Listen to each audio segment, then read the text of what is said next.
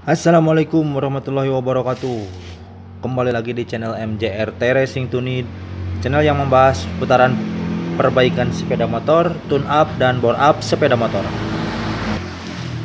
Teman-teman semuanya, kali ini saya akan membahas seputaran motor GN5 kawan-kawan. Jadi GN5 itu adalah Grand, Supra, terus Honda Prima, ya seputaran itulah, terus Honda Win lah, pokoknya kelompok GN5 saja. Jadi di sini saya akan membongkar rahasia settingan Supra klep standar seperti itu kawan-kawan. Nah, jadi untuk membuat settingan di motor Supra klep standar agar motornya bisa kencang, ada beberapa perubahan, ada beberapa settingan yang kita terapkan. Jadi settingan-settingan itu kita terapkan khusus di blok kop Supra yang memiliki klep standar ini kawan-kawan. Jadi settingannya itu diantaranya seperti ini. Jadi kita akan bahas, kita akan ulas ya, settingan demi settingan agar motor Supranya bisa kencang. Nah, yang pertama kita lihat di sini dulu. Kita lihat di porting ya. Nah, ini lubang isap, ini lubang buang knalpot ya. Nah, untuk lubang isap di sini, untuk lubang standarnya sudah kita gerus, sudah kita porting, sudah kita babat ya menggunakan bore tuner. Jadi ini hasil setelah kita tuner, setelah kita babat. Nah, seperti ini kawan-kawan. Jadi diameter lubangnya kita kasih 22 mili kawan-kawan. Jadi tidak begitu besar kita menerapkan lubang di sini. Yang penting arah dari lubang porting ini untuk menuju ke ruang bakar tuh benar-benar presisi. Nah, jadi di sini kawan-kawan bisa lihat. Jadi itu bentuknya seperti ini. Jadi bentuknya tuh benar-benar landai kawan-kawan. Jadi benar-benar landai. Nah, di sini di pinggir-pinggirnya pun tidak ada. Nah, di bagian sini kita kasih lurus. Kita kasih nggak ada lakukan yang terhalang seperti ini kawan-kawan bisa lihat. Nah, dan dari portingan yang lubang in ini yang mencolok itu adalah di bagian ini. Di bagian boss klep kawan-kawan. Nah, ini Anda kawan-kawan bisa lihat. Jadi portingan di sini di bagian boss klep ini. Nah, jadi bagian boss klep ini kita babat habis kawan-kawan. Kita babat habis karena kita menggunakan metode lubang porting yang kecil. Jadi di sini saya mengambil inisiatif bagian boss klep yang menonjol di dalam lubang porting ini kita babat habis dan kita bentuk seperti ini kawan-kawan. Nah, kita bentuk seperti ini. Kita lihat dari dalam ya. Nah, jadi bentuknya seperti ini kawan-kawan.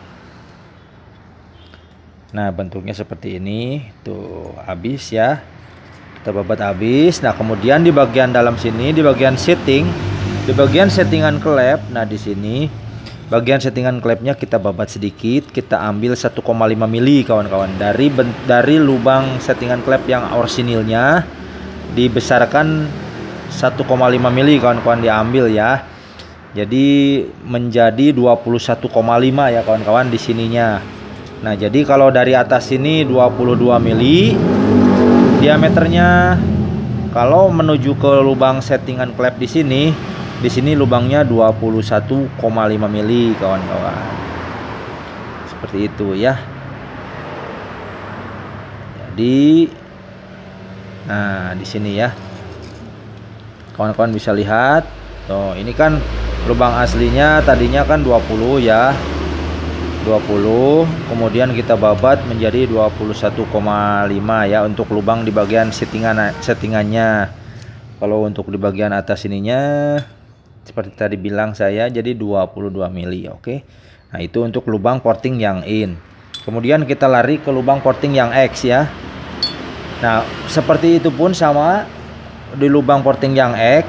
Untuk lubang porting yang X di sini untuk lubang knalpotnya dikasih ukuran 21 mili kawan-kawan diameternya. Ini untuk lubang porting yang X 21 mili itu besarnya lurus sampai ke dalam, sama sampai ukuran yang di dalam sini. Ukuran yang di dalam sama, cuman yang membedakan di sini. Jadi untuk yang bagian X, sporting yang bagian X ini, tonjolan dari bos klepnya tidak kita ambil. Jadi dibiarkan menonjol, cuman kita rapihkan sedikit saja. Kita rapihkan saja ujungnya agar kelihatan lebih cantik saja kawan-kawan. Seperti itu ya. Begitupun di bagian sininya, di bagian settingan klepnya sama. Kita perbesar dari yang aslinya, kita ambil 1,5 mili juga kawan-kawan. Jadi di sini menjadi 18,5 ya kawan-kawan ya. Menjadi 18,5 lubang di settingan klepnya. Jadi itu yang diterapkan untuk portingan, oke. Nah, selanjutnya untuk bagian muka ini, bagian muka blok ini dipapas 0,5 mili ya, dibubut 0,5 mili bagian sini. Bagian sininya dibubut 0,5 mili agar bertujuannya kompresinya semakin padat kawan-kawan. Seperti itu ya tujuannya. Nah, untuk selanjutnya kita pindah ke bagian klep. Nah, ini bagian klep. Nah, untuk bagian klep jadi kawan-kawan menipiskan. Jadi bagian daun klep ini kita diringankan caranya dengan menipiskan bagian muka daun ini kawan-kawan. Nah, seperti ini. Jadi ini hasilnya kawan-kawan.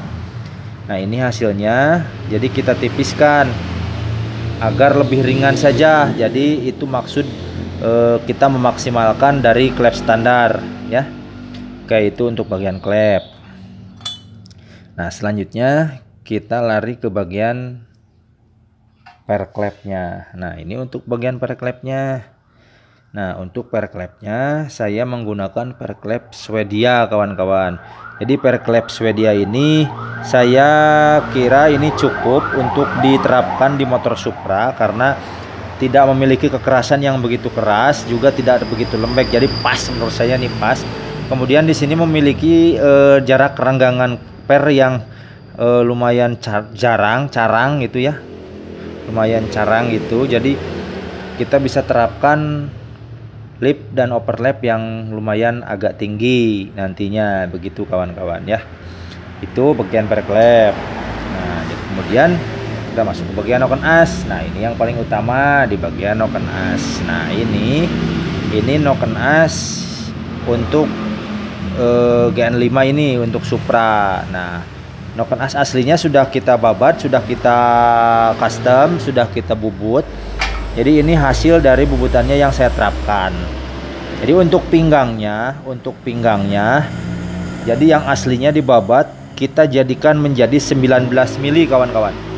Jadi pinggangnya menjadi 19 mili, kemudian tingginya menjadi 25 mili kawan-kawan. 25,5 mili kawan-kawan.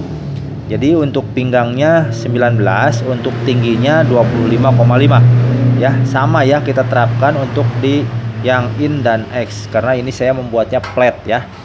Dan untuk bentuknya, untuk bentuk dari profil noken asnya kita mengikuti dari profil originalnya karena ini masih standar. Terus gap di bagian klep juga kan masih standar, jadi masih sangat sedikit gapnya, jarak antara klep dengan klep di sini. Jadi kita menggunakan metode untuk profilnya mengikuti profil dari profil standar agar tidak banyak perubahan tapi hasilnya lumayan bagus, dan itu bertujuan untuk motornya bisa ngisi dari bawah sampai atas seperti itu kawan-kawan ya. Jadi seperti itulah rubahan-rubahan yang kita lakukan, rubahan-rubahan yang dilakukan untuk di motor Supra.